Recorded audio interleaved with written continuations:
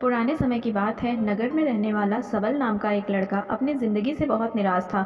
उसकी निराशा का कारण यह था कि वह अब तक कुछ भी नहीं कर रहा था। उसके माँ बाप उसे ताने मारते कि तेरे सारे मित्र कुछ ना कुछ कर रहे हैं, लेकिन तू अभी भी बैठा हुआ है। मित्रों के बीच भी अक्सर उसका मजाक ही बनता है। कहीं भी जाता तो लोग उससे पूछते कि क्या कर रहे हो। उसे यह बताने में बड़ी शर्म आती कि मैं अभी कुछ भी नहीं कर रहा। धीरे धीरे उसने रिश्तेदारों के यहाँ जाना और लोगों से मिलना जुलना कम कर दिया। वह ज़्यादातर समय अपने घर में ही बैठा रहता। वह अकेले में रोता, वह भगवान को कोसता और अपनी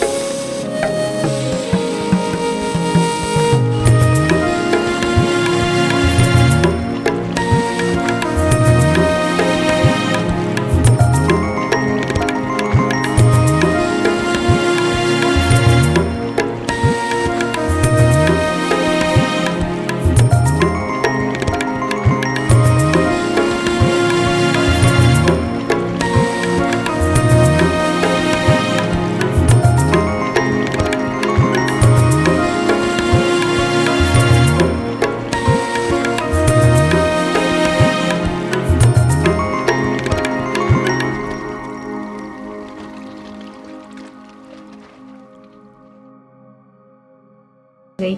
अब उसने और भी धन कमाने का प्रयास शुरू कर दिया, लेकिन उसे यह सब कुछ बहुत ही जल्दी चाहिए था। वह सब कुछ प्राप्त करने में अपना ज़्यादा समय बर्बाद नहीं करना चाहता था, इसलिए उसने ऐसे भी कार्य करने शुरू कर दिए थे जो उचित नहीं थे। उसने बड़ी मात्रा में अपने मित्रों से धन उधार लेना शुरू कर दिया। ज़्यादा मुनाफा कमाने के लालच में अपने सामान में मिलावट करने लगा। उसने दूसरे व्यापारियों के खिलाफ षड्यंत्र भी रचे, उन्हें डराया धमकाया। जैसा जैसा उसके मित्र उसे कहते गए वह वही करता गया।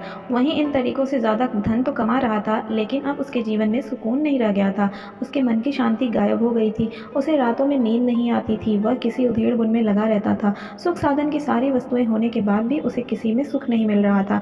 एक दिन सबल अपनी बग्गी में सवार होकर कहीं जा रहा था। तभी रास्ते में उसे गुरु का आश्रम दिखा। वह रुक गया। गुरु के पास जाकर बोला, गुरुदेव, आपने कहा था कि जब तुम्हारे जीवन में सच्चा दुख आए तब मेरे पास आना। अब मैं बहुत दुखी हूँ। मेरी रातों की नींद गायब हो गई है। मुझे कहीं सुकून नहीं मिल रहा। इस तरीके से सबल ने अपनी सारी समस्या गुरु के सामने कह सुनाई। गुरु ने कहा, जब तुम मुझसे पहली बार मिले थे तब भी तुम किसी दुख में थे। तुमने उस दुख से क्या सीखा? सबल ने कहा, मैंने सीखा कि सिर्फ सोचने और चिंता करने से कुछ नहीं होता। अपनी सोच को सच करने के लिए कर्म करना पड़ता है, और सिर्फ कर्म करने से भी कुछ नहीं होता। अपने कर्म को अंतिम पड़ाव तक ले जाना भी आवश्यक होता है। चाहे रास्ते में कितनी मुश्किलें आएं, मन कितना ही निराश हो, कितना ही लगे कि अब आगे कुछ भी नहीं होने वाला, तब भी यह मानकर चलो कि मैं जो भी कर रहा हूँ उसमें सफल अवश्य होगा। लोग सिर्फ सफल व्यक्ति को ही सम्मान देते हैं, फिर चाहे कोई कितना ही अच्छा क्यों ना हो। पर पर लोगों की नज़रों में बोझ ही होता है। यह सब सुन गुरु मुस्कुराए और बोले, यह असली दुख नहीं है। जब तुम्हारे जीवन में असली दुख आए तब मेरे पास आना, मैं उसका समाधान अवश्य करूँगा। सबल ने जाते समय गुरु को सोने के सिक्कों से भरा एक घड़ा भेंट किया। घड़ा देखकर गुरु ने कहा, यह मेरे किसी काम का नहीं, इसे उस पेड़ के नीचे गड्ढा खोद कर दफना दो। उसने गुरु के कहे अनुसार घड़े को पेड़ के नीचे दफना दिया और वहाँ से चला गया। कुछ दिनों तक तो व्यापार अच्छी तरह तरक्की कर रहा था, लेकिन गलत व्यापार की वजह से धीरे धीरे उसे व्यापार में घाटा होने लगा। उसकी सारी धन संपदा धीरे धीरे खत्म होने लगी और एक दिन ऐसा आया जब उसके पास कुछ भी नहीं बचा और वह कर्जे से लद चुका था। लेकिन वह निश्चित था, क्योंकि उसने सारा कर्ज अपने मित्रों से ही लिया था। वह सोचता था कि उसके मित्र बुरे समय में उसका साथ देंगे, लेकिन ऐसा कुछ भी नहीं हुआ। बुरा समय आते ही मित्रों ने ही सबसे पहले अपना उधार मांगना शुरू किया और उधार वापस ना करने पर जान से मारने की धमकी भी दी। उसके शुभचिंतक, उसे चाहने वाले सबसे दूर हो गए। उसके वह मित्र जो उसके साथ मौज मस्ती किया करते थे, अब उससे दूर भागने लगे। उसके परिवार वाले उसे उसकी गलतियां और कमियां गिनाने लगे। उसकी सारी संपत्ति नीलाम हो गई और उसके पास कुछ भी नहीं बचा। उसने अपने पिता से सहायता मांगी तो पिता ने कहा, मेरे पास ये थोड़ी सी संपत्ति है, अगर मैं यह भी तुम्हें दे दूंगा तो तुम्हारी माँ को कहाँ रखूंगा? यह संपत्ति ही हमारा आखिरी सहारा है। सबल के भीतर बहुत गहरा दुख था। उसके आसपास ऐसा कोई भी नहीं था जो उसके दुख को समझ सके, उसे संभाल सके। लोगों से मिले इस धोखे और विश्वासघात की वजह से वह अंदर तक टूट गया। उसे लगने लगा, अब जीवन का क्या मतलब, अब तो मृत्यु ही एकमात्र सहारा है। वह आत्महत्या करने एक पहाड़ी की तरफ जा रहा था कि तभी उसे याद आया, गुरु ने कहा था जब तुम्हारे जीवन में असली दुख आए तब मेरे पास आना। सबल गुरु के पास गया और अपना दुख कह सुनाया। वह आंखों में आंसू भरकर बोला, मेरे दुख का समाधान कीजिए गुरु। गुरुदेव ने कहा, जब तुम्हारे जीवन में असली दुख आए तब मेरे पास आना, मैं उसका समाधान अवश्य करूंगा। सबल ने कहा, क्या जो अभी मेरे जीवन में घट रहा है वह दुख नहीं है? आखिर असली दुख होता क्या है गुरुदेव? गुरुदेव ने कहा, सबसे पहले तुम यह बताओ कि तुमने अपने इस दुख से क्या सीखा। सबल ने कहा, मैंने सीखा कि जो लोग हमारी सफलता, हमारी तरक्की की वजह से हमारे जीवन में आए हैं वह हमें धोखा अवश्य देंगे, क्योंकि वह बुरे समय में हमारे साथ खड़े नहीं होंगे।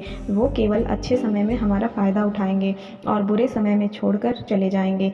भरोसा केवल उन्हीं लोगों पर करना चाहिए जो हमारे बुरे समय में, असफलता के समय में हमारे साथ खड़े रहते हैं। लेकिन ऐसे लोग बहुत ही कम होते हैं, पर जिसके पास होते हैं उन्हें उनकी कद्र करनी चाहिए, उनका अपमान नहीं करना चाहिए। और मैंने यह भी सीखा कि किसी के खिलाफ षड्यंत्र नहीं रचना चाहिए।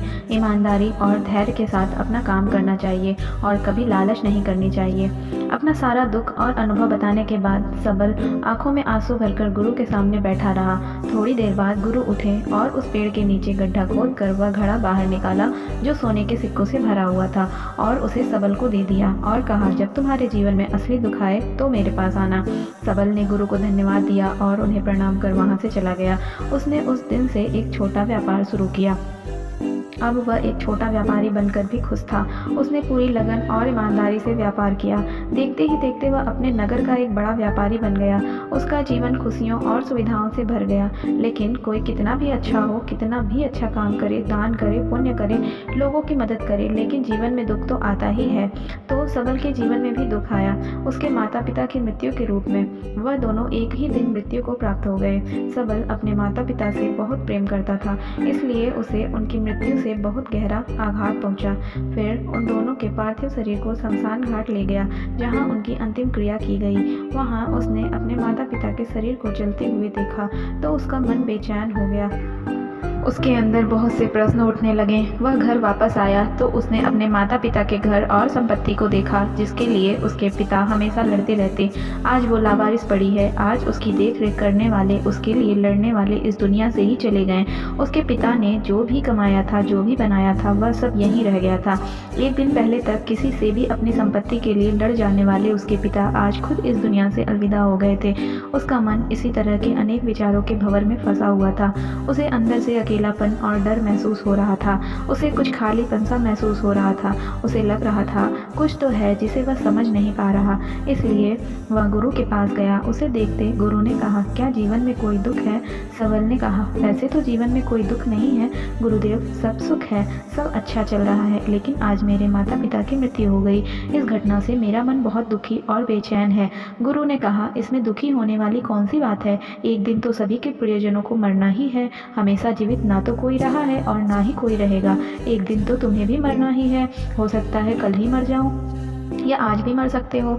सबल ने कहा कि ये आप क्या कह रहे हैं गुरुदेव कि मैं भी मर जाऊंगा? पर मैं तो अभी जवान हूँ। गुरु ने कहा, इस भ्रम में तो सभी जी रहे हैं कि मृत्यु दूसरों को ही आती है, बूढ़ों को आती है, लेकिन बूढ़ों के सामने ही जवान मर जाते हैं, बच्चे मर जाते हैं। मृत्यु का किसी की उम्र से कोई संबंध नहीं, यह तो सबको अपना ग्रास बना लेती है। गुरु की यह बातें सबल के मन में घर कर गई और चुपचाप वहाँ से चला गया। लेकिन उसका मन अब भी बेचैन था, अब भी अशांत था। वह कुछ खालीपन सा महसूस कर रहा था।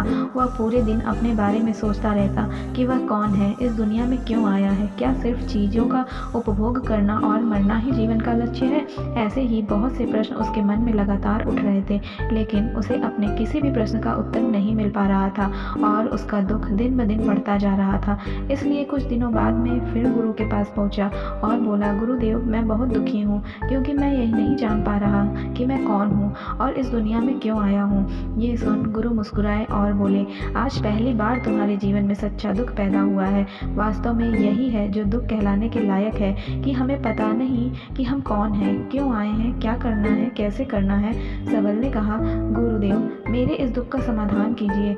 गुरु ने कहा, हम सभी इंसान जीवन भर क्या इकट्ठा करते रहते हैं? सबल ने, हम सभी इंसान जीवन भर धन संपत्ति, मान सम्मान, परिवार, मित्र, शत्रु, पद प्रतिष्ठा इत्यादि इकट्ठा करते रहते हैं। गुरु ने कहा, क्या इन इकट्ठा की हुई सभी चीज़ों में से एक भी चीज़ अपने साथ ले जा सकते हैं?